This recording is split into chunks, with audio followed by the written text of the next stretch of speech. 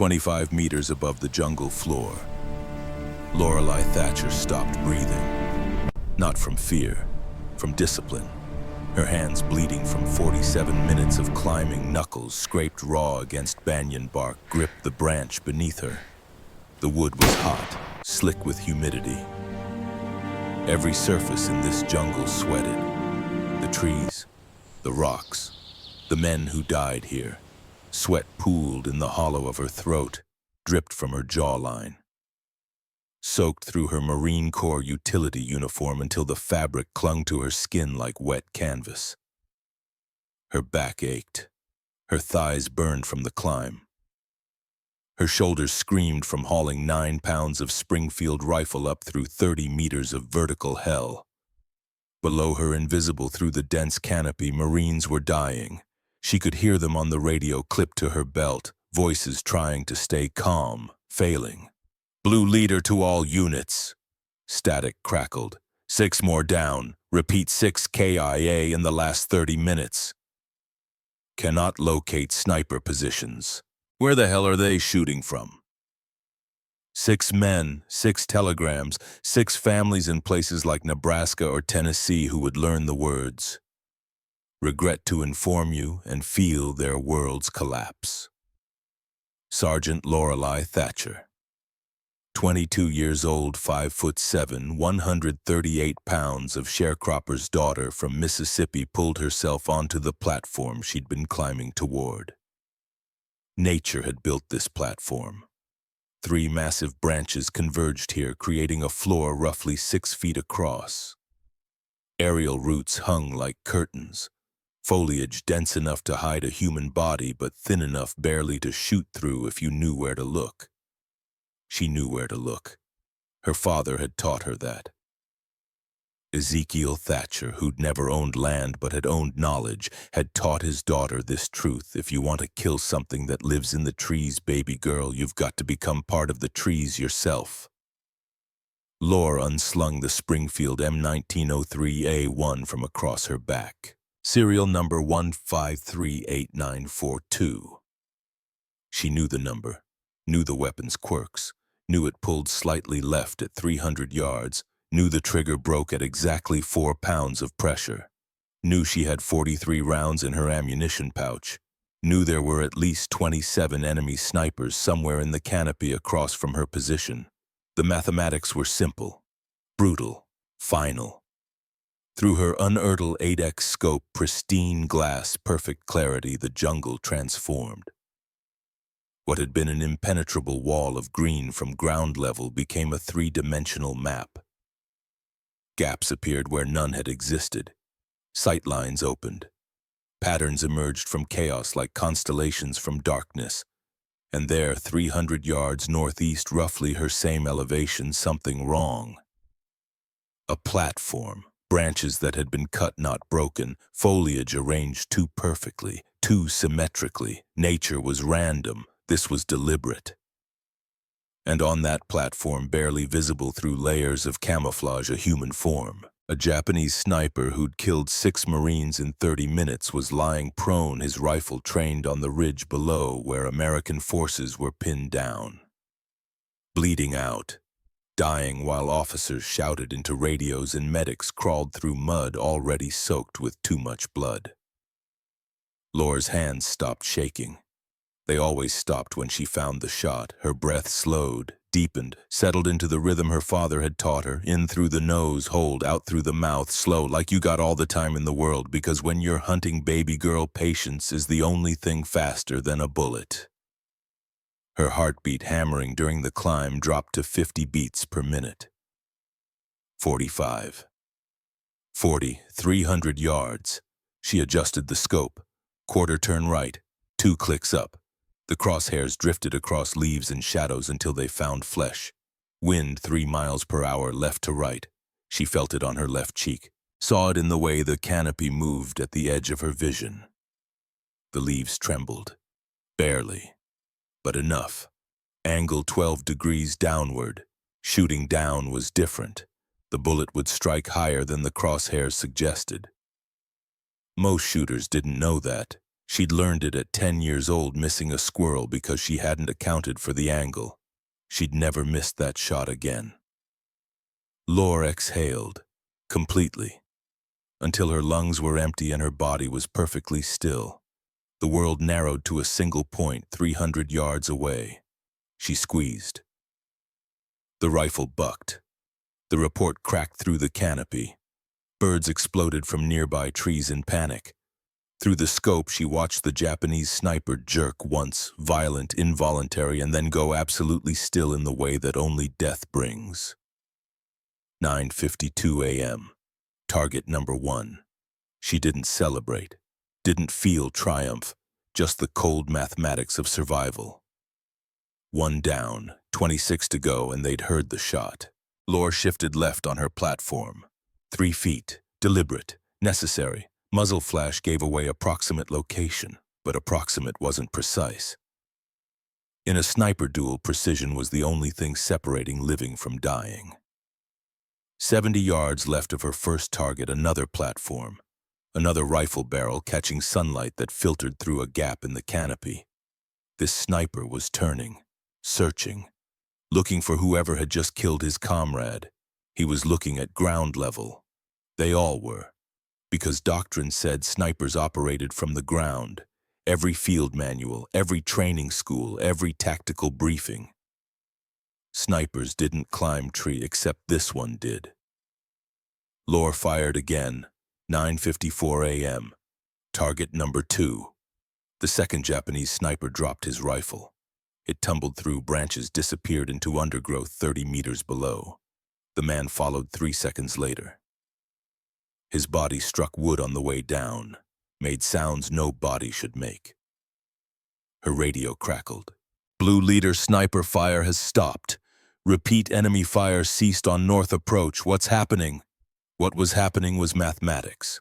What was happening was a 22-year-old woman applying lessons from a father who'd never worn a uniform, using techniques for hunting squirrels, executing tactics that existed nowhere in military doctrine. What was happening was improvisation born of necessity. What was happening was 26 men about to discover the rules had changed. But Lore didn't key her radio. Not yet. Because 400 yards away, higher elevation, another sniper had just figured out where she was. She saw the muzzle flash before she heard the shot. The bullet passed 6 inches from her head. Close enough to feel the air displacement against her cheek. Close enough to hear the supersonic crack splitting atmosphere. Too close. Her body froze. Every muscle locked. Not fear, the absolute stillness of prey that knows a predator has spotted it. The Japanese sniper at 400 yards had high ground. Better concealment. Had just demonstrated he knew exactly where she was and possessed the skill to almost put a bullet through her skull. In a fair fight, he had every advantage, so Lore didn't fight fair. She waited. 2 seconds. 3, counting heartbeats while calculations ran through her mind. Distance, angle, wind, the probability of living versus dying in the next few seconds. The Japanese sniper shifted, micro-movement, 3 inches, adjusting aim for a follow-up shot. That movement gave her everything. His exact position, his body angle, the cant of his rifle. Lore moved like she'd moved 1,000 times in Mississippi trees. Fast, fluid, without hesitation, a single motion that took less than 2 seconds from start to finish. She brought her rifle up. Acquired target, fired, 9:58 a.m., target number 3. The Japanese sniper tumbled backward off his platform. His rifle, a Type 97, fell separately. They made different sounds hitting ground. Metal against earth, flesh against wood. Lore's hands were shaking now. Adrenaline flooding her system. The chemical aftermath of near death that her body was only now processing because during the event she'd been too focused on survival to feel anything. She forced her breathing to slow, forced her hands to steady, forced herself to scan for additional threats.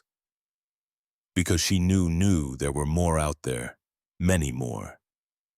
The radio crackled again. Blue leader to all stations, enemy sniper fire completely ceased. We are advancing. Repeat advancing on the ridge, but somebody tell me who the hell is shooting from our rear position. Nobody answered, because the person shooting from their rear had disobeyed a direct order, had abandoned her assigned post, had committed an offense that could result in court-martial, had saved 6 lives in 6 minutes. Captain Thaddeus Aldridge's voice came through again, this time with an edge. Not anger, not confusion, something between. Sierra 1, if that's a friendly position, identify yourself immediately. Lore reached for her radio, hesitated, keyed the transmit button. Sierra 1. 2 words, nothing more, static. Then, Sierra 1, what is your position and designation? She didn't answer, couldn't answer, because answering meant admitting insubordination, meant explaining why she was 25 meters up when doctrine demanded ground-level operations. Instead, she went back to work, because 3 Marines were still pinned, because Japanese snipers were still out there, because men were still dying while officers debated protocol. Lore scanned the canopy, methodical, left to right, near to far, looking for patterns she'd learned hunting in Mississippi forests, unnatural symmetry, arranged foliage, geometric precision that marked human construction. And she found them. Not 1 platform, not 3, not 5. She found 17. 17 carefully camouflaged sniper positions. 17 Japanese marksmen who had spent days, maybe weeks, constructing an elaborate network of elevated firing positions that created interlocking fields of fire across the entire approach. It was brilliant. It was devastating. It was a massacre waiting to happen. Every Marine advancing up that ridge was exposed to fire from multiple angles. Fire from positions they couldn't see, couldn't locate, couldn't return effectively because they were looking in the wrong place. The Japanese had turned the jungle into a weapon, and nobody on the American side had realized it until a sharecropper's daughter from Mississippi climbed a tree and looked at the battlefield from a different angle. Her radio, Blue leader to Sierra 1, we need you to identify. She cut transmission, raised her rifle, found target number 4, 310 yards, northeast quadrant, a sniper who'd remained motionless while his comrades died. Smart, disciplined, not smart enough. 10:06 a.m. Target number 4, back to southeast. Scan, identify, calculate. 10:09 a.m. Target number 5. The rhythm was becoming automatic. Scan, find, aim, fire, work the bolt, chamber new round, scan again. Her shoulder was starting to ache from recoil. The Springfield kicked hard. After every shot, pain radiated through her collarbone. She ignored it. 10:12 a.m. Target number 6. 10:14 a.m. Target number 7. 7 targets in 16 minutes. On the ground, Marines were advancing. For the first time in 3 days, they were moving up the ridge without taking casualties, without being pinned by invisible fire. Private Silas Brennan was among them. She could see him through gaps in the canopy, 19 years old, from somewhere in Ohio, moving low, weapon ready, following his squad leader. The kid was going to make it, probably. Maybe, if she could keep eliminating threats before they eliminated him. Lore swept her scope across the tree line, counting platforms, calculating ranges, prioritizing targets based on proximity to advancing forces. 12 more visible positions. She'd identified 17 total, had eliminated 7, but how many more were out there that she couldn't see from this angle? How many were already repositioning? How long before they did what she'd done, climbed high enough to look down instead of across? She found target 8. 270 yards, lower elevation, moving between positions, movement made you visible. 10:16 a.m. Target number 8, target 9, 320 yards, eastern edge, 10:19 a.m. Target number 9, the radio, Blue leader to all stations, ridge is wait, taking fire from. Lore's scope found the source. Target 10, aiming at ground troops. 10:21 a.m. Target number 10, below Marines reached the ridge crest. She could hear victory in their voices, first time in 3 days. Blue leader to all stations, ridge secured. Establishing defensive perimeter. Outstanding work. Outstanding. Lore pushed the word away, scanned for 11. But before she could locate the next platform, her radio crackled with something different. A voice. Heavily accented English, harsh, urgent, Japanese radio chatter, cross-frequency bleed, atmospheric interference letting their transmissions leak through. A man speaking rapid Japanese. Then another voice translating. Target confirmed. American sniper elevated position, large banyan tree grid 472. All available units concentrate fire, kill the shooter. I want maximum suppression on that position now. Lore's blood went cold. They'd found her. She grabbed her rifle and rolled left just as the first bullets arrived. The sound was unlike anything she'd experienced. Not individual shots, not automatic fire. This was concentrated fire from multiple positions simultaneously. Dozens of rifles firing at a single target. Her tree. Bark exploded in fist-sized chunks. Branches shattered. Leaves disintegrated. The air filled with the smell of torn wood and gun smoke and her own fear. Lore pressed flat against the platform, made herself as small as possible. The wood beneath her shuddered with each impact. She could feel vibrations through her entire body. This was what it felt like to be prey. This was what those Japanese snipers had felt in the seconds before she'd killed them. The firing continued, 30 seconds, 45, a full minute that turned her position into shredded ruin. Then it stopped. Silence. Lore stayed motionless, 5 seconds, 10, listening, then more fire, this time from ground positions, Japanese infantry firing upward through the canopy. Rounds punched through from below, seeking her platform. American voices shouting, "They're targeting the tree, covering fire, suppress those positions." Marines opened up. Machine guns hammered. The jungle erupted into competing violence. She couldn't stay. The platform was compromised. The tree was compromised. Eventually, enough structural damage would accumulate and everything would collapse. But she couldn't climb down under fire. She was trapped. A bullet passed so close to her head she felt the sonic crack against her ear. Another splintered the branch 3 inches from her hand. And then something hit her scope. Not direct. A fragment. Bark or wood or bullet shrapnel that struck nearby. But it hit the objective lens hard enough to spiderweb the glass. Lore brought the rifle up, looked through the scope. The world was fractured, distorted, unusable. For 3 seconds she stared at the ruined optic, processing this new reality. No scope meant no long-range precision. No scope meant iron sights, only the basic notch and post built into the rifle. Iron sights were accurate to 200 yards. Maybe 250 in expert hands. Most of her remaining targets were 300 yards or more. The mathematics had just changed, not in her favor. 3 hours earlier, 6:45. Captain Thaddeus Aldridge stood in the command tent studying a topographic map that was outdated the day it was printed. New Guinea's terrain refused to hold still.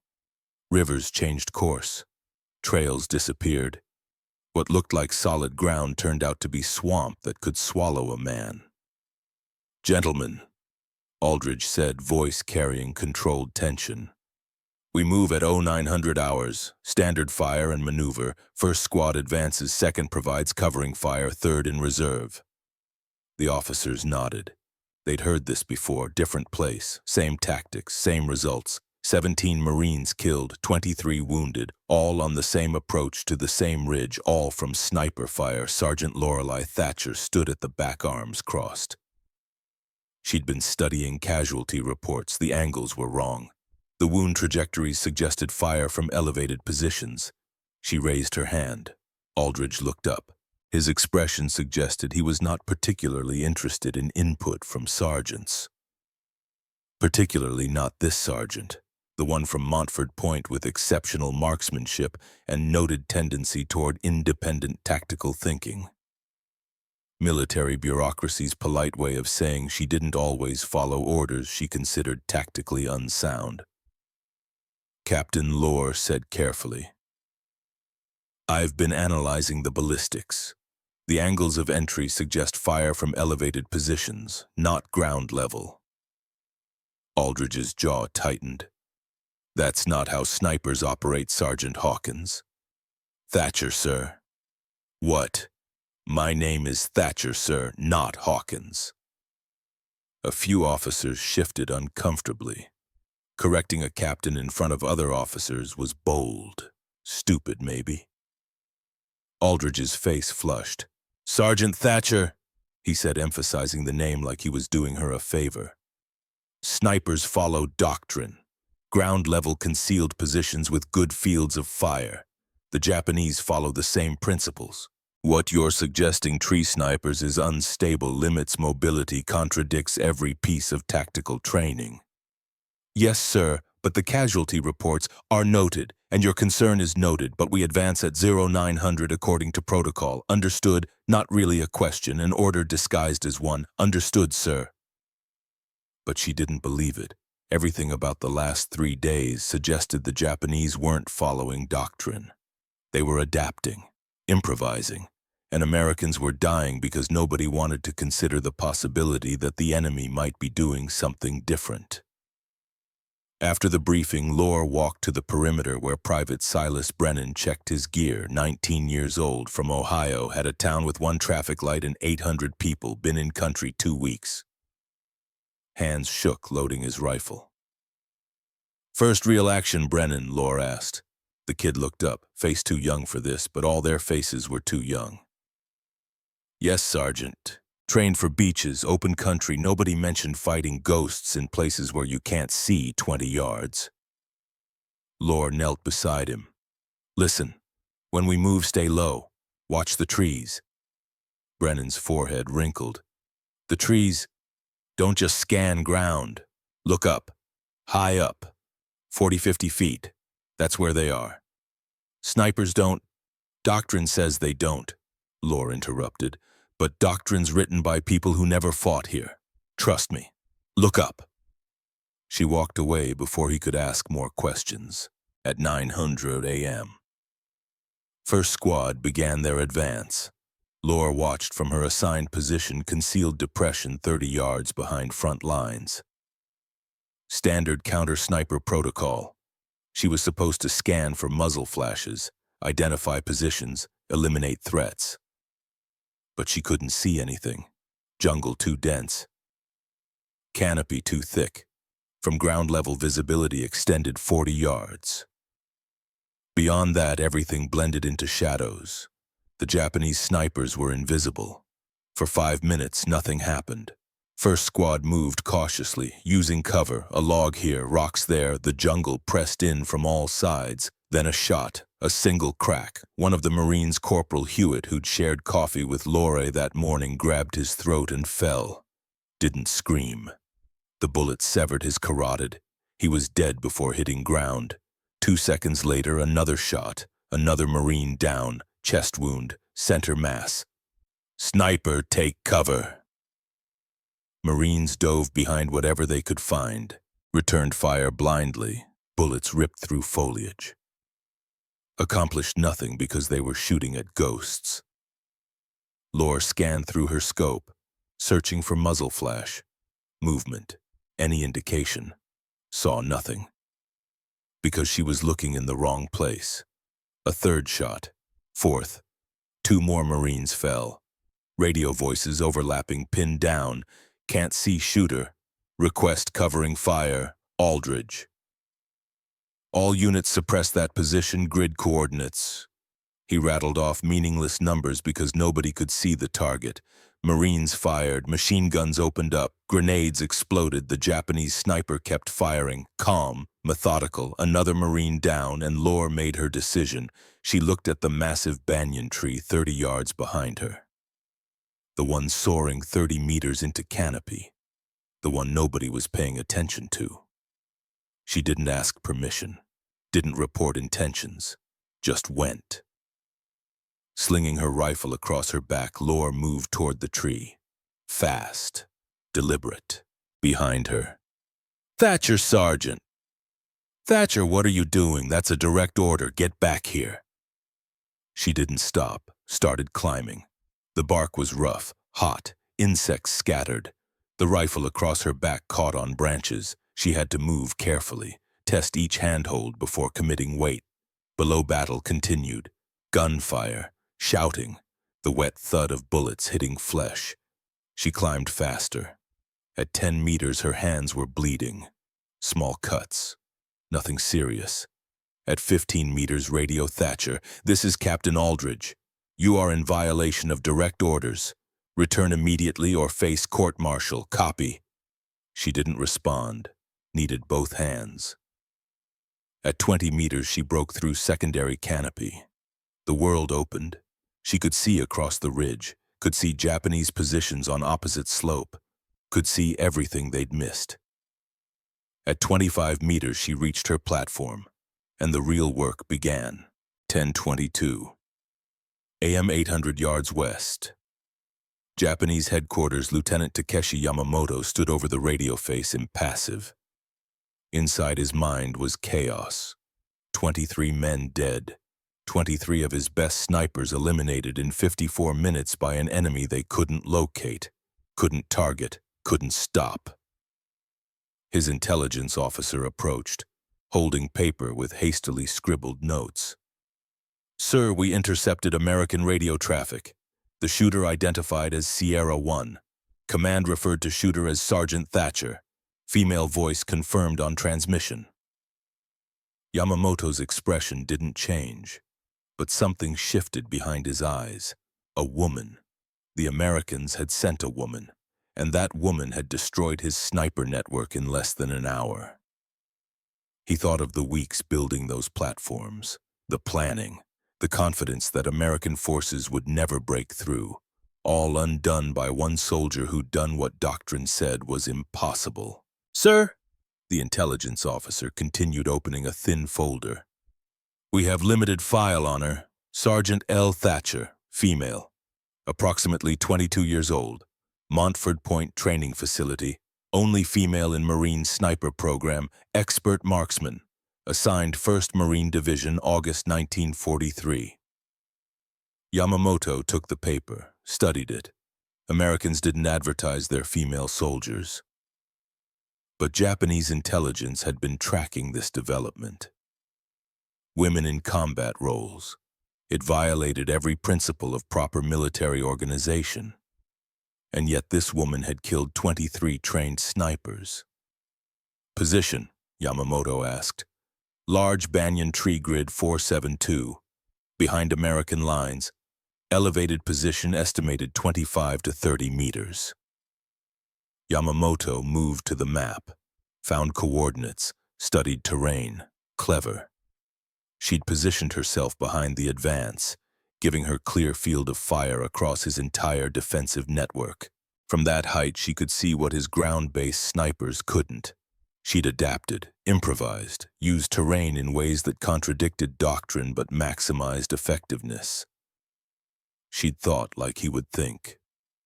"All remaining sniper units," Yamamoto said, voice calm despite disaster unfolding. "Concentrate fire on that tree. All infantry in range engage. Maximum suppression. Make her keep her head down." "Sir, concentrating fire exposes our positions to American counterfire." "I'm aware, Sergeant. Do it anyway. That woman has killed 24 of my men. I will not allow her to kill more." Orders went out. Within 90 seconds, every Japanese position with line of sight to that banyan opened fire. Yamamoto watched through binoculars as the tree shuddered, bark exploding, branches falling, foliage disintegrating. "Maintain fire," he ordered. "Don't give her a chance to shoot back." For 2 minutes, his forces poured everything into that single target. Hundreds of rounds, maybe thousands. When they stopped, the tree looked like it had been attacked by a swarm of enormous insects. Chunks torn from trunk, branches hanging by splinters, the platform barely visible through destruction. Nothing could have survived that. "Sir," the radio operator said, "forward observers report Americans advancing on eastern positions, using our fire concentration to locate our units." Of course, because Yamamoto had traded tactical positioning for revenge, had exposed his forces to accomplish what? The death of one enemy, even if she was dead, and she probably was, the trade wasn't worth it. He'd lost this position because one American woman had climbed a tree. "All units," Yamamoto said quietly, "withdraw to secondary positions, fighting retreat, make them pay for every meter." As his forces began pullback, Yamamoto took one last look at that shattered banyan. Yama no Akuma, he thought. Mountain Devil. That's what his men called her after the first dozen kills. He hoped she was dead. Something told him she wasn't. 11:02 a.m. Lorelai's position. The firing had stopped. Lore remained motionless for 30 seconds, making sure, listening. Silence. Just jungle sounds returning. Birds, insects, wind through torn leaves. Slowly, carefully she moved. Every muscle protested. She'd been tensed so tightly during the barrage that now releasing everything hurt. She checked herself for wounds. Found blood on her forehead cut from debris. Hands torn worse than before, uniform shredded. But nothing serious. Nothing that would stop her. She was alive. Through 2 minutes of concentrated fire from multiple positions, she was alive. Laura brought her rifle up, looked at the destroyed scope. Objective lens completely shattered. Scope tube bent, whole unit useless. She unlatched the mounts, let the ruined optic fall away. It tumbled through branches below. Gone. Now just iron sights, a notch at the back, a post at the front, the same sights her father's .22 had. The same sights she'd learned on at 10 years old. They'd have to be enough. Radio crackled, Captain Aldridge's voice with genuine concern for the first time. "Sierra 1 status, that tree took heavy fire. Are you hit?" Lore keyed transmit. "Sierra 1 operational, sir. Scope destroyed, continuing with iron sights." Pause, then. "Sergeant Thatcher." "Lore, you don't have to keep going. You've done enough, more than enough. Come down." She looked through iron sights at the tree line. Found one remaining sniper platform, 315 yards. Too far for reliable iron sight shooting, but not impossible. "Negative, sir. Still have targets, still have ammunition." "Sergeant, they know where I am now, sir. If I climb down, they'll track descent. Safer staying put until job's done." Not entirely true, but not false either. Real truth was simpler. She'd started this, needed to finish. "Acknowledged," Aldridge said after a moment. "But Sergeant, don't you dare die up there. That's not a request. That's an order." "Copy that, sir." She settled back into position, hands shaking, not from fear, from adrenaline come down, from the physical reality of what she'd survived. She thought of her father, of lessons about fear and control and doing what needed doing even when your body wanted to run. Baby girl, when you're scared, that's when you slow down and breathe. When your hands shake, that's when you make them still. When the world tells you to quit, that's when you prove you won't. Laura reached into her breast pocket, pulled out a photograph wrapped in waxed paper. 2 people. A tall black man with hands that looked carved from mahogany. Beside him a boy of 16 with the same lean build, same serious eyes. Ezekiel Thatcher and Caleb Thatcher. Her father and younger brother. Taken 6 months ago before she'd shipped out. Caleb would be draft age in 2 years. Would probably be sent here or someplace like it. That's why Lore was here. Why she'd climbed this tree, why she was about to continue shooting with iron sights at targets 300 yards away. Not for glory, not for medals, for Caleb, For every boy like Caleb who might not have to fight if she could help end this war one bullet at a time. She tucked the photo away, wiped her eyes with the back of her hand, picked up rifle, got back to work. 11:07 a.m. Target 11 was 315 yards. Without scope, without magnification, he was barely visible. Just a shape on a platform, just a threat to Marines below. Lore lined up iron sights, post at front, notch at back, centered on target. But iron sights didn't give precision, didn't let you see exactly where you aimed. You had to trust judgment, trust experience, trust that 10,000 hours of practice had taught you how to hit what you aimed at. She accounted for wind, distance, bullet drop, all mental calculations now, no scope to help, just her brain and experience and her father's voice saying, "You know how to do this, you've always known." She fired. Through iron sights, she saw the target jerk. Fall. 11:07 a.m. Target 11 eliminated, 16 down, 11 to go. Lore worked the bolt, chambered new round, scanned for 12, there, 290 yards, closer, better odds. 11:10 a.m., target 12, her shoulder ached from recoil. The Springfield kicked hard. After dozens of shots, she'd be feeling it for days. If she lived for days. She found 13, 340 yards, far for iron sights, very far. But waiting meant giving him time to shoot first, meant giving him time to kill Marines counting on her. She took the shot. 11:14 a.m., target 13, 14 more to go. Lore scanned, looking for movement, ground level, eastern approach, not snipers, infantry, remains of a squad moving through draw toward American positions. She counted heads through trees, hard with vegetation, but approximately 10 soldiers, heading directly toward where Brennan's squad had advanced. Lore keyed radio, a blue leader, enemy infantry approaching east flank. Squad strength 200 yards from second squad position and closing. Aldridge, can you engage? She looked at the soldiers through iron sights, saw faces, young, determined, following orders like she was. Affirmative. Light them up, Sergeant. Lore targeted last man in formation. Work back to front, create confusion. She fired. Last soldier dropped. Others kept moving, hadn't heard over their own noise. She chambered another round, aimed, fired. Second to last went down. Now they knew. Scattered, looking for cover. 11:16 a.m. Targets 14 and 15. 11:18 a.m. Targets 16 and 17. 8 soldiers left, all pinned, all probably terrified. She felt something twist in her chest, not quite guilt, not quite sorrow, something between that she didn't have time to examine. 11:20 a.m. target 18, 11:22 a.m. target 19, 6 left, 3 had found cover behind fallen logs, smart enough to know movement meant death. Lore scanned their positions through iron sights, looking for gaps, openings, mistakes. There, soldier on left. Rifle barrel visible, just the tip. But where the rifle was, the shoulder would be 18 inches behind and 6 inches right. She couldn't see the shoulder, but she knew where it was.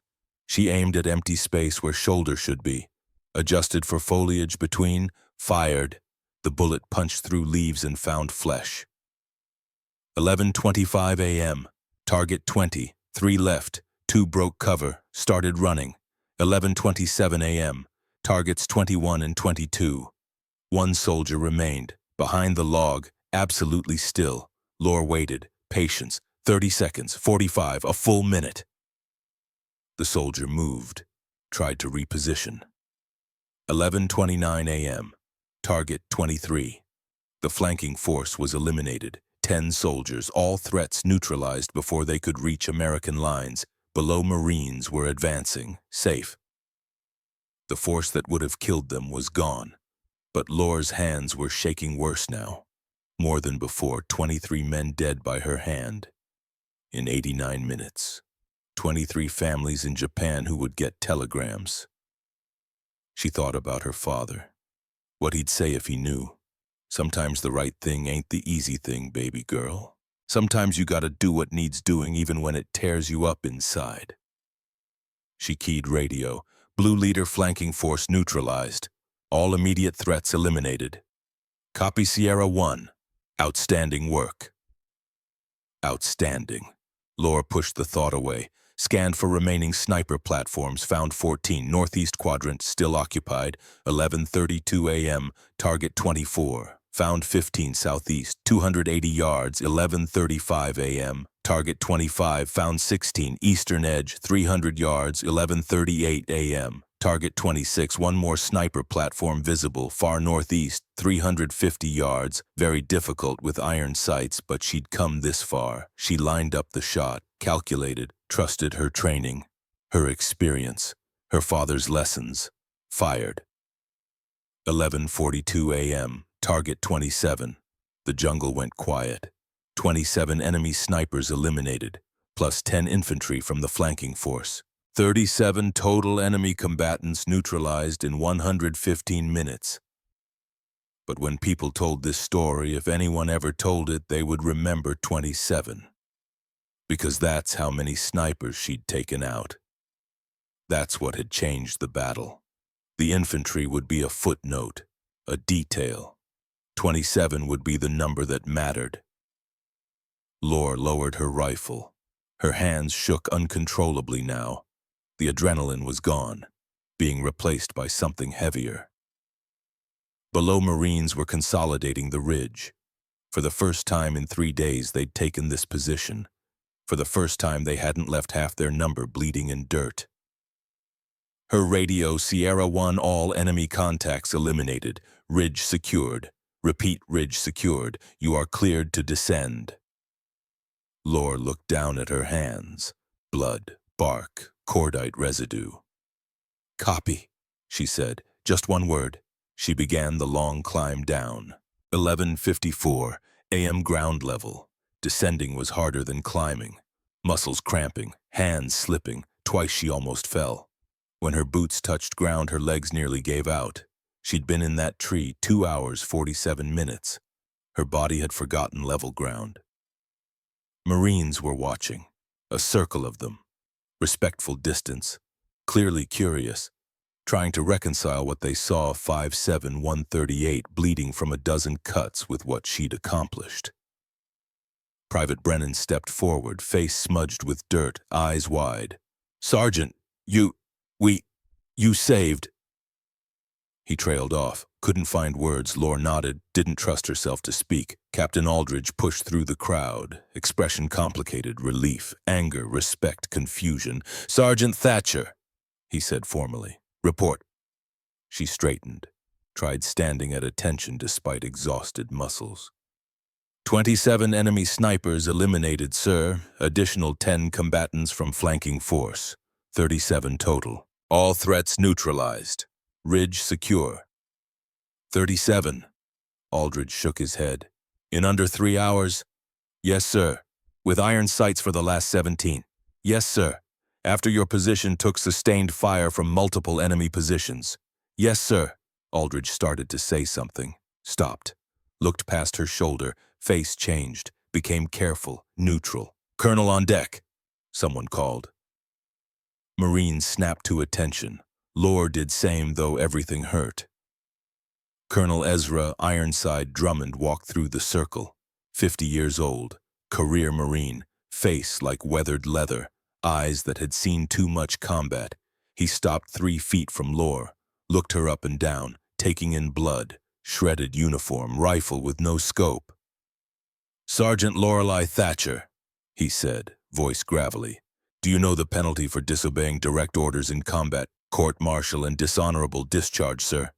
And do you know what you've done here this morning? I eliminated enemy combatants who were... You changed the war. Drummond interrupted.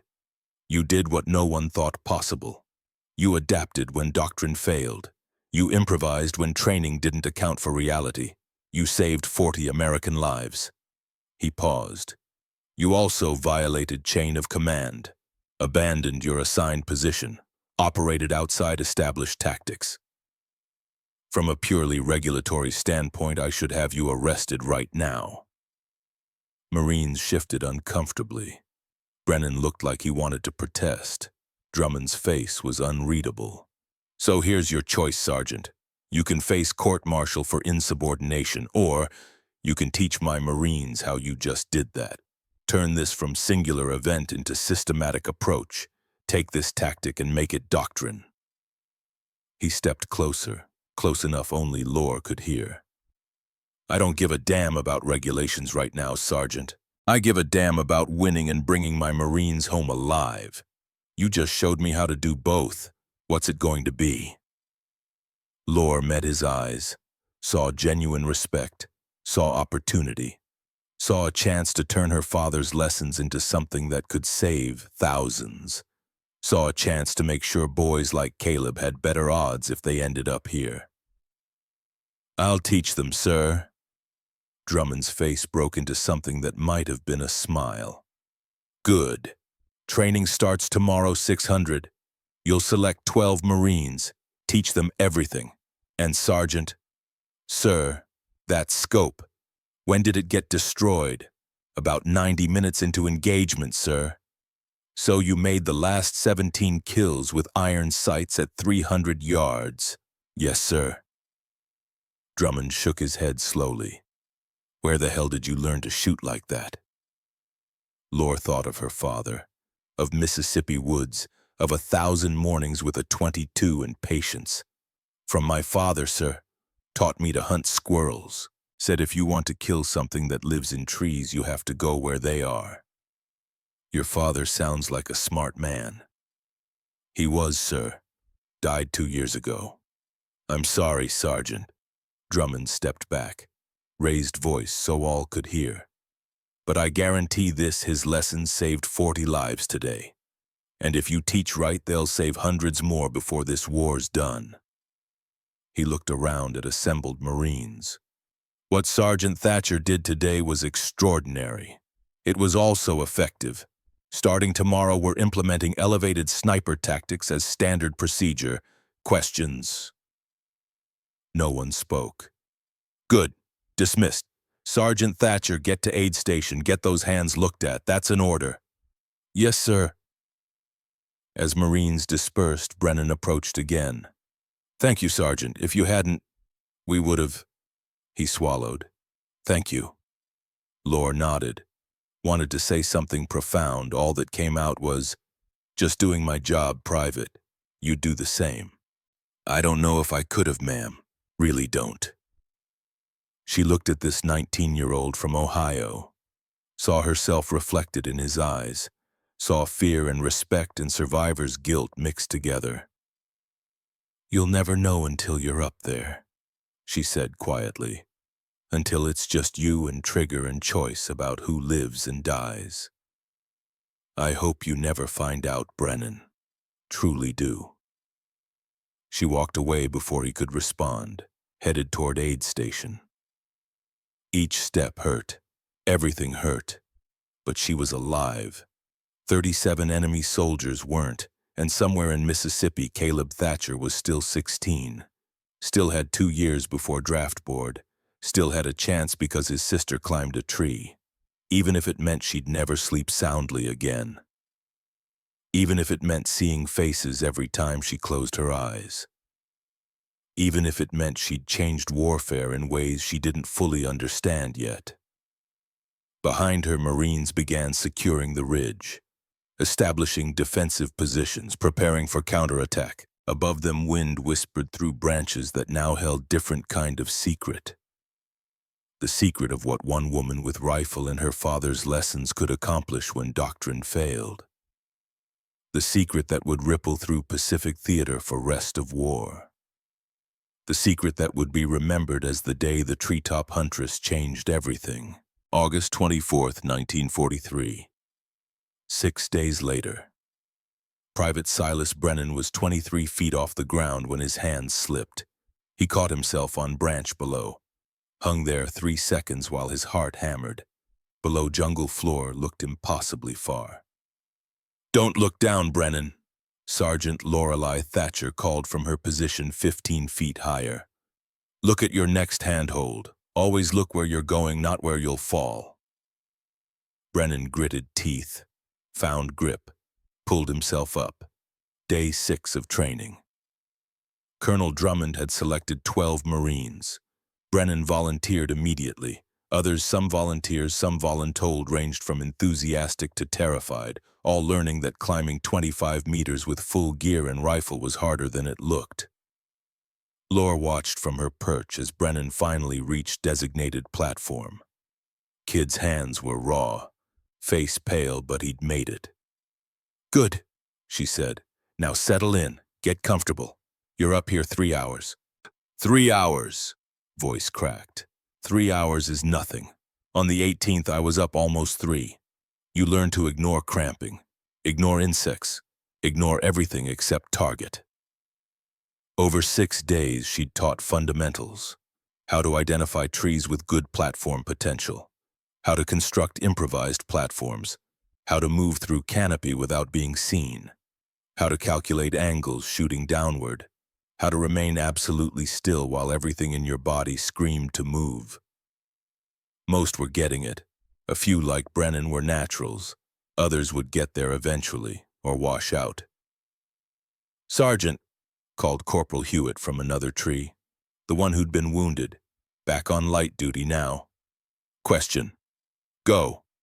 What do you do when you're up there and need to, you know?" Other Marines laughed. Lore didn't. "You hold it, Corporal, or plan better before climbing. Coming down to relieve yourself means losing position. Losing position means Marines die. Clear." "Clear, Sergeant." She scanned her students. 12 men in 12 trees learning a tactic that hadn't existed 7 days ago. Captain Aldridge emerged from tree line below, looked up, shook his head, not disapproval but wonder. "Sergeant Thatcher," he called. "Colonel Drummond wants you." Lore descended quickly. Her hands had healed somewhat, cuts scabbed, raw patches toughening into calluses. Her body was adapting. She dropped last 6 feet, landed in crouch, straightened. "Sir?" Aldridge's expression was complicated. Over the past week, their relationship had shifted. He no longer saw her as insubordinate sergeant. Now saw her as what tactical innovator, necessary disruption to failed doctrine. Whatever he saw made him uncomfortable in ways he was still processing. "Colonel wants demonstration," Aldridge said. "High command's here. Generals, staff officers. They've heard about what you did, want to see for themselves." Lore felt stomach tighten. "When?" 15 minutes. "Can your students perform?" She looked up at 12 Marines in trees, Brennan settling into position, Hewitt adjusting, others at various stages of competence. "They can demonstrate basic positioning, not ready for live fire." "That's fine.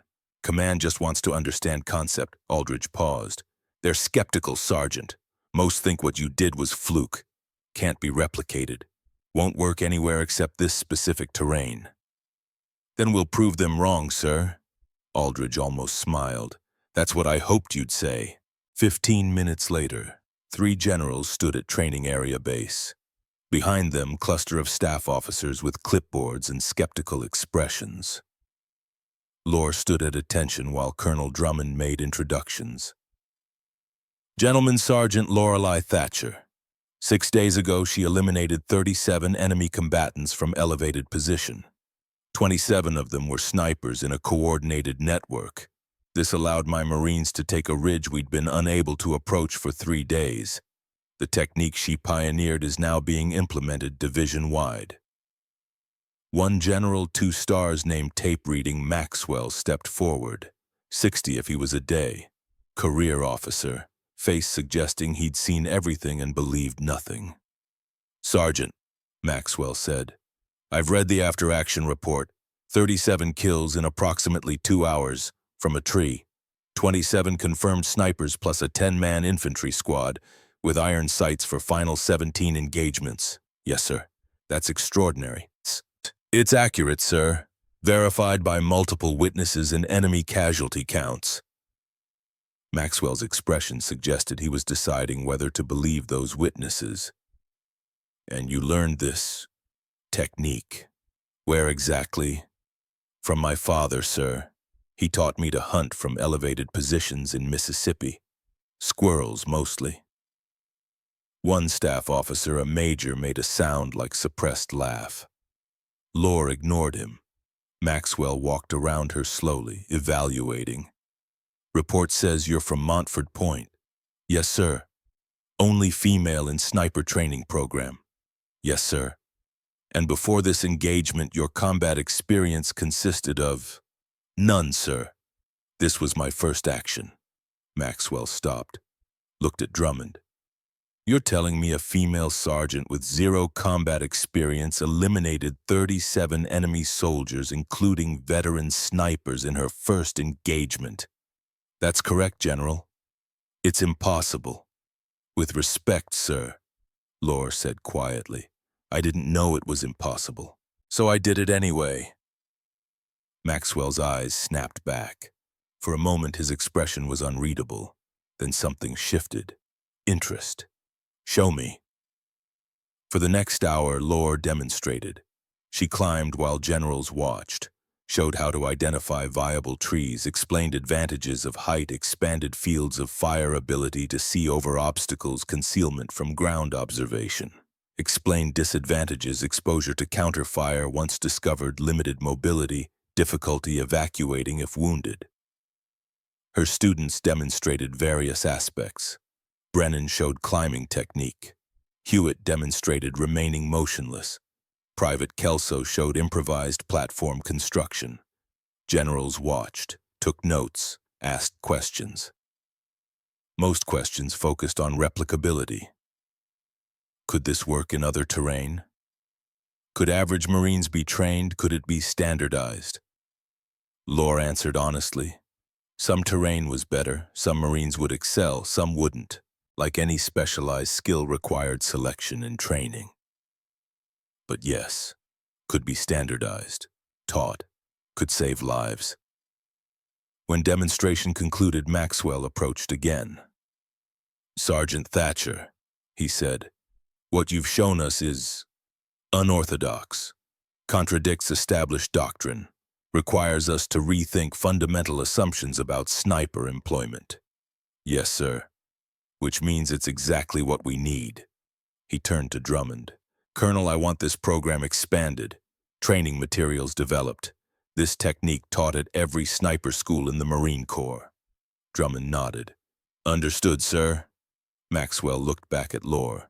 You've done good work, Sergeant, important work. The Marine Corps owes you a debt. Just doing my duty, sir. Indeed. He paused. I'm recommending you for Silver Star. Your actions on August 18th were extraordinary. They deserve recognition. Something warm unfurled in Lore's chest. Recognition. Official recognition. Thank you, sir. You've earned it, Sergeant. God knows you've earned it. December 15th, 1943. 4 months later. Captain Aldridge found Lore supervising training. She'd trained 60 Marines now. Technique had spread to other units, other divisions, being implemented across Pacific Theater.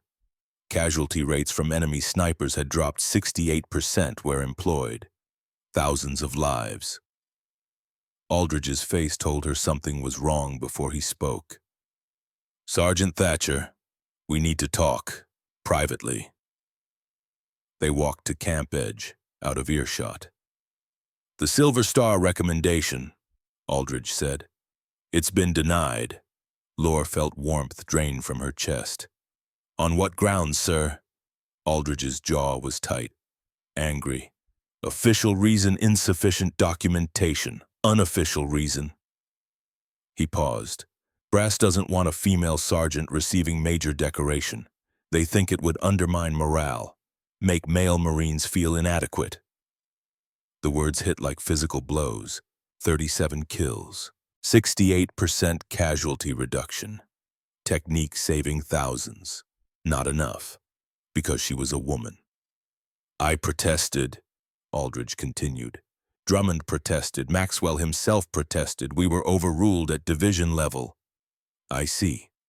Lore, he stopped, started again. Sergeant, this is wrong. Everyone who was there knows what you did. Everyone benefiting knows its value. This is just politics, bureaucracy, cowardice.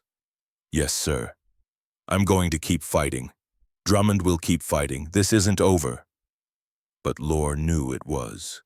Could see it in Aldridge's eyes, feel it in her gut. The system had decided a woman could innovate, teach, save lives, but couldn't be officially recognized because recognition meant visibility. Visibility meant questions about why a woman was in combat. Better to let her contribution disappear into anonymous Pacific Theater innovations. Sir, Lore said carefully. I didn't climb that tree for a medal. I climbed it because Marines were dying. As long as technique saves lives, that's what matters. It's not enough, Sergeant. It has to be enough, sir. It's all we've got. August 1945. War was over. Japan surrendered after atomic bombs fell on Hiroshima and Nagasaki. The killing stopped. Lore stood on transport ship deck heading to San Francisco. Around her, Marines celebrated. Laughing, crying, finally believing they might actually make it home. She'd survived. Through New Guinea, Philippines, Palau, had accumulated 52 confirmed kills, all from elevated positions, all using technique her father taught, had trained over 200 Marines, had watched technique spread, had seen casualty rates plummet, had never received official recognition. Ship's horn sounded. America was 3 days away, home, whatever that meant now. Detroit, Michigan, 1952. Lorelei Whitmore, no longer sergeant, just Lore, stood in engineering class at Wayne State University. One of 3 women in program. Only one who'd served in combat. Only one who'd killed more people than most infantry platoons. Professor explained stress calculations for bridge construction. Lore took notes, drew diagrams, tried focusing on formulas instead of memories, tried not seeing faces when she closed her eyes. After class, she walked to her factory job, 3rd shift at Ford Motor Company. Assembly line work, GI Bill paid for school but not living expenses. Her hands scarred from bark and blood and recoil now assembled carburetors, tightened bolts, performed same motion 3,000 times per shift, different repetition than working rifle bolt, same mechanical precision required. At midnight during break, she sat outside looking up at night sky, trying to see stars through Detroit's industrial haze, mostly failing. Thought about Mississippi, about her father, about Caleb who'd been drafted 1945 but never saw combat, came home intact. She'd bought him that. With 37 lives taken, with technique that saved thousands, had bought him that with her silence, with willingness to let history forget. It was enough, had to be enough. 1973, Washington, D.C. Dr. Nathaniel Hargrove was 73, retired history professor spending final years researching forgotten aspects of World War II. He'd stumbled onto something strange.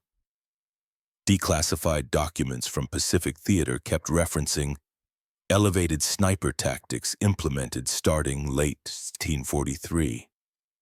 Tactics that dramatically reduced casualties, been taught throughout Marine Corps, become standard doctrine. But nowhere could Hargrove find who developed these tactics. Documents referred vaguely to field innovations and Pacific Theater adaptations, as if tactics spontaneously materialized from nowhere.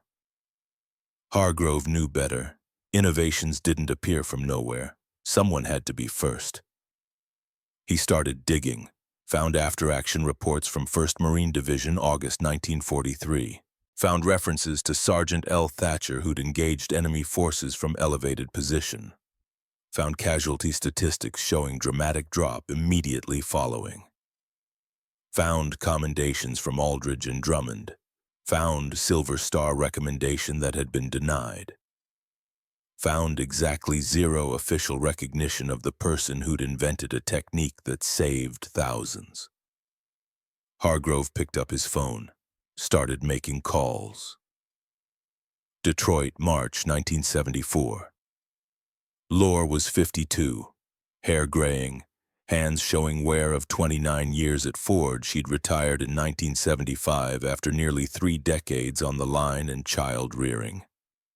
Her 2 children, Ezekiel Jr., 26, and Hannah, 24, had grown up hearing nothing about her war service. She'd told them she was a clerk, filed paperwork, nothing exciting. Medals stayed in dresser box, unopened, untouched. When letter arrived from Dr. Hargrove, she almost threw it away. Dear Mrs. Whitmore, my research indicates you may be Sergeant Lorelei Thatcher, who served with 1st Marine Division in 1943. If so, I believe you were instrumental in developing elevated sniper tactics that saved thousands of American lives. I am writing an article about forgotten tactical innovations. Would you be willing to speak with me? Lore read it 3 times. Someone remembered. After 31 years, someone found the story. She wrote back. Short letter. Confirmed identity. Agreed to interview. 1 week later, Hargrove sat in her modest living room recorder, running notebook open. Mrs. Whitmore, he said, can you tell me what happened on August 18, 1943? And for the first time in 3 decades, Lore told the story.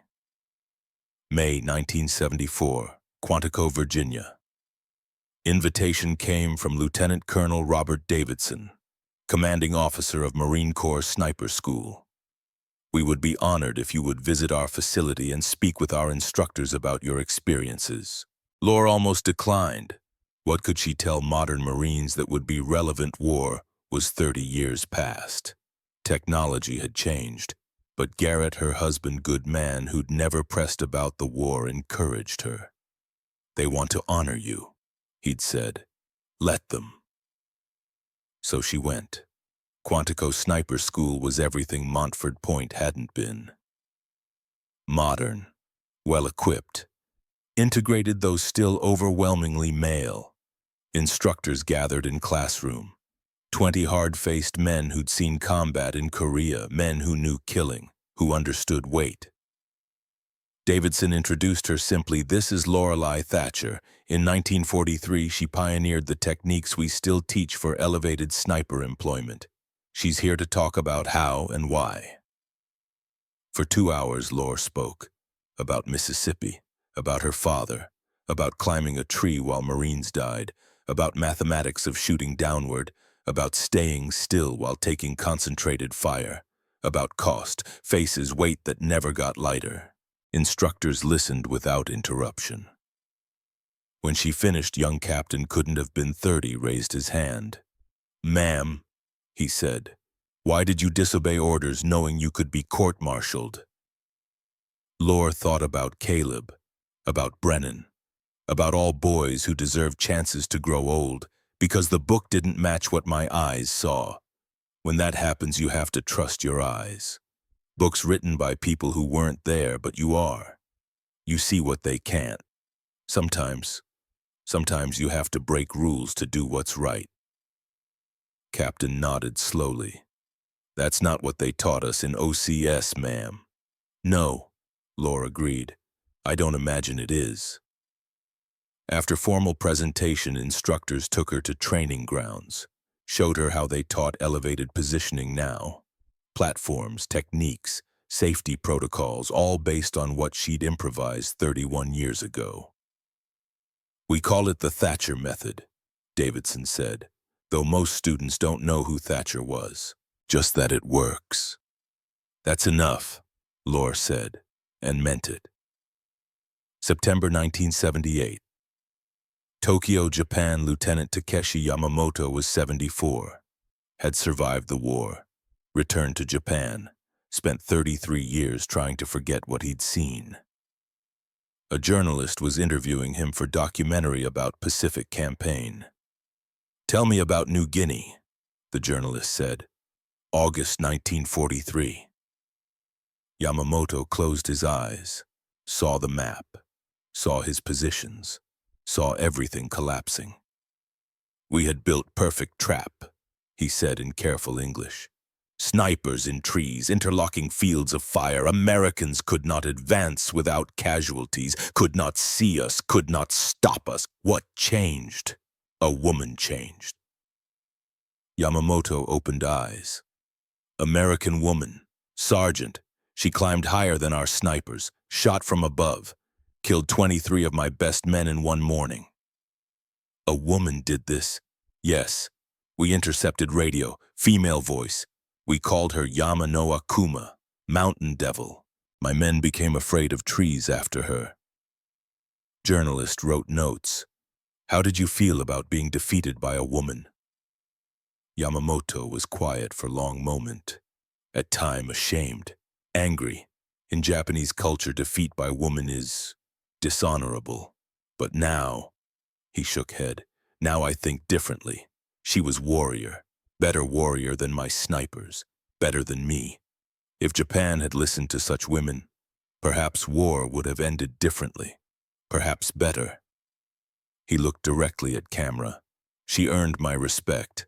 I hope she survived. I hope she had good life. She deserved good life. August 1982. Quantico, Virginia. Lorelei Thatcher was 61, hair white, hands showing arthritis, but eyes still sharp, still saw what others missed. Ceremony was small. Drummond had died 3 years ago. Maxwell was gone too. Most men who'd witnessed what she did were dead or too infirm to travel. But Brigadier General Aldridge, retired, was there, 81 and using cane but still straight-backed. And Brennan, now grandfather, retired auto worker from Ohio who'd made it home because a woman in a tree kept him alive. Lieutenant Colonel Davidson reading citation, "The Silver Star is awarded to Sergeant Lorelei M. Thatcher for gallantry in action against enemy forces in New Guinea, August 18, 1943. Despite heavy enemy fire and without regard for personal safety, Sergeant Thatcher engaged and neutralized 37 enemy combatants, including 27 snipers, in a coordinated defensive network enabling American forces to secure strategic positions and preventing significant friendly casualties. Her innovative tactical approach under extreme circumstances reflects great credit upon herself and the United States Marine Corps. 39 years late. Brennan pinned metal to her jacket. His hands shook, tears ran down weathered face. "You saved my life, Sarge," he said quietly. "Got to see my kids grow up, got to hold my grandkids, all because you climbed that tree." Lore touched his hand. "You would have done the same, Silas." "I hope so, ma'am. I truly hope so." After ceremony, General Aldridge approached. They hadn't spoken in 20 years. "Lore," he said, "I'm sorry it took this long. Better late than never, sir." "That's generous. It's not enough. You should have received this in 1943. Should have received it while men you saved were still young. While..." Voice broke. "While it meant something. It means something now, sir. Means the system can admit when it's wrong, even if it takes 4 decades. Aldridge shook head. "You're a better person than I am, Sergeant." "I'm just tired, sir. Tired of being angry about things I can't change." October 1995. Detroit. Lorelei Whitmore née Thatcher died October 3, 1995. She was 74. Heart attack. Quick. Merciful. Her obituary in Detroit Free Press was 4 paragraphs. Lorelei M. Whitmore, 74, of Detroit, died October 3rd at her home. She was born in Greenwood, Mississippi, and served in the Marine Corps during World War II. After the war, she worked as mechanical engineer for Ford Motor Company for 29 years until her retirement in 1975. She is survived by her husband Garrett, children Ezekiel Jr. and Hannah, and 4 grandchildren. Services at First Baptist Church October 7th, 4 paragraphs.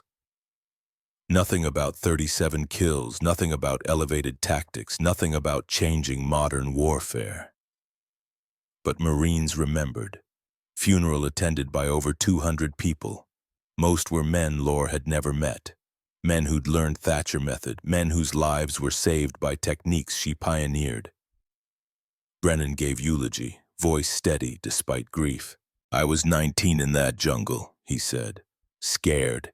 Didn't know if I'd see next birthday. Then this woman 5'7" weighed nothing, looked like she'd break in.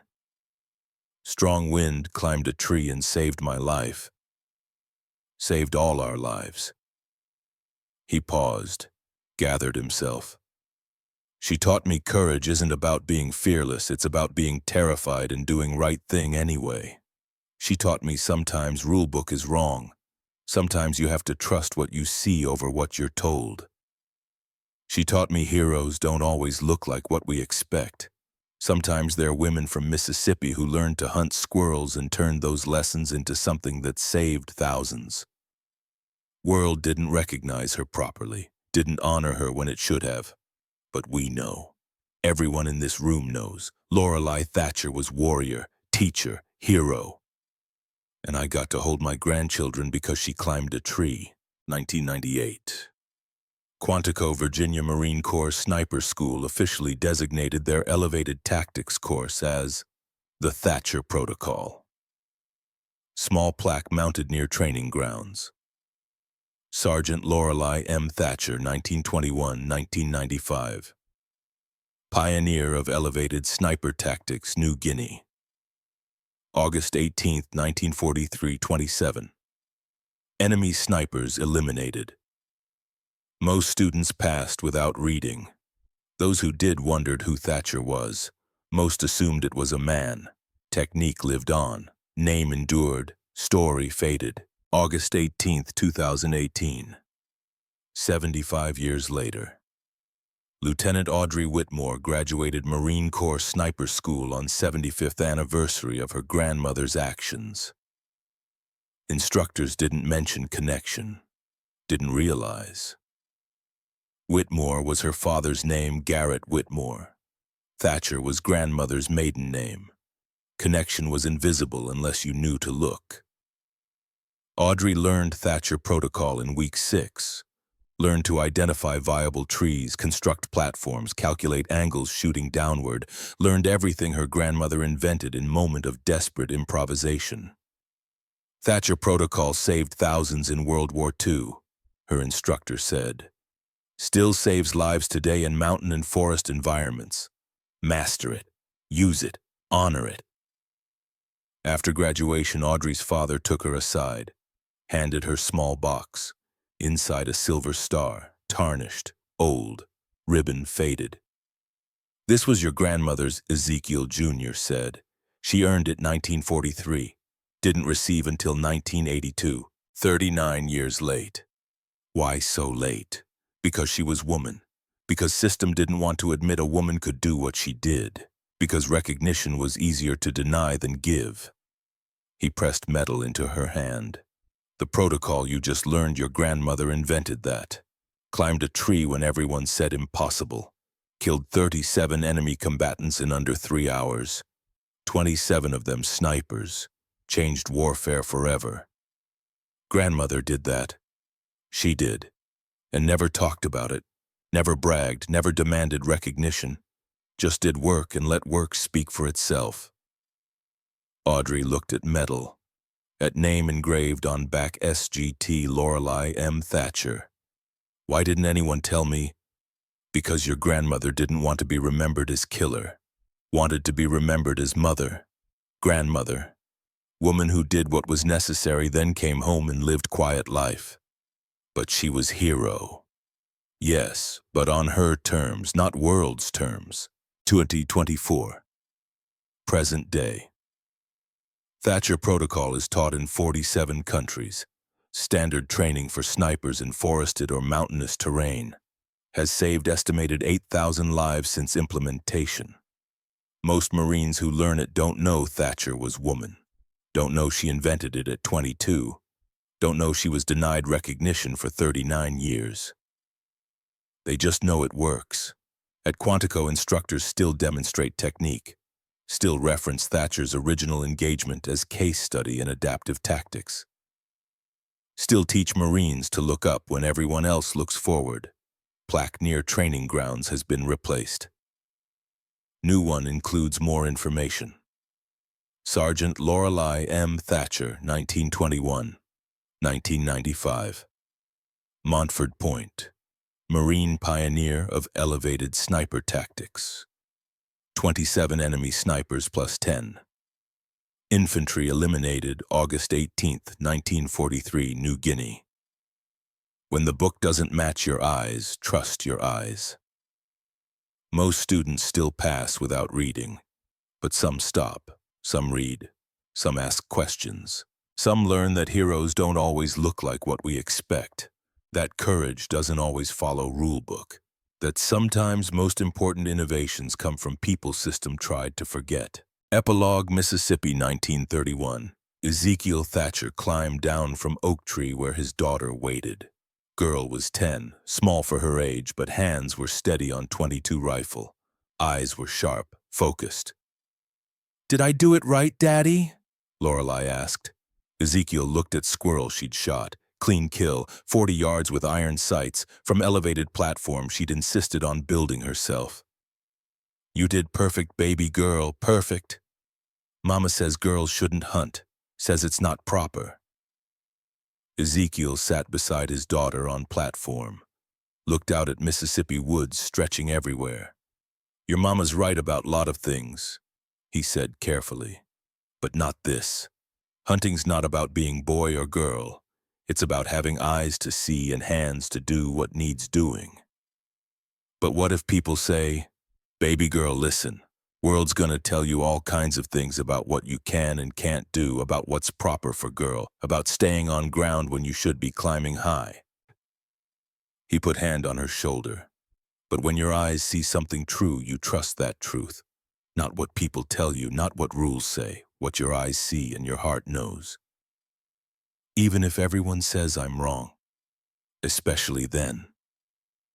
Lorelei looked down at rifle in her hands, at squirrel she'd shot, at platform they'd built together. "Daddy, if I practice real hard, could I get good enough to hit anything?" Ezekiel smiled, saw something in his daughter's eyes, something fierce, something that wouldn't be denied. "Baby girl, I think you could hit the stars if you aimed right." He didn't know then that 12 years later his daughter would climb a tree in jungle on the other side of the world, would take lessons learned in Mississippi woods and turn them into something that changed warfare, would save thousands of lives by trusting what her eyes saw over what rule books said, would be forgotten by history and remembered by men who lived because of her, would prove that sometimes most important heroes are ones who do work and let work speak for itself. But on that day in 1931, all he knew was this: his daughter could shoot, could climb, could see what others missed, and that would have to be enough. It was more than enough. It was everything.